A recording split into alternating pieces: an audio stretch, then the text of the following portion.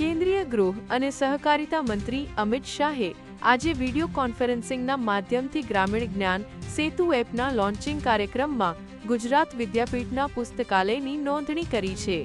તેમણે જણાવ્યું કે જ્યારે તેઓ અમદાવાદમાં રહેવા આવ્યા ત્યારે ગુજરાત વિદ્યાપીઠના પુસ્તકાલય સાથે જોડાયા હતા, જે તે સમયે ભારતના શ્રેષ્ઠ પુસ્તકાલયો પૈકી ગણાતા હતા। શાહે કાકા સાહેબ કાલેલકરની પ્રશંસા કરી, જેમણે યુવાનો માટે જ્ઞાનના સાગરમાં ડૂબકી લગાવવાનું એક માધ્યમ ગુજરાત વિદ્યાપીઠના પુસ્તકાલયમાં ઊભું કર્યું હતું। તેમણે જણાવ્યું કે બાળપણમાં જ્ઞાન મેળવવાની વૃત્તિ આજે અભ્યાસમાં પરિવર્તિત થઈ છે, જેના કારણે તેઓ દરેક ક્ષેત્રમાં યોગદાન આપવા માટે સક્ષમ બન્યા છે।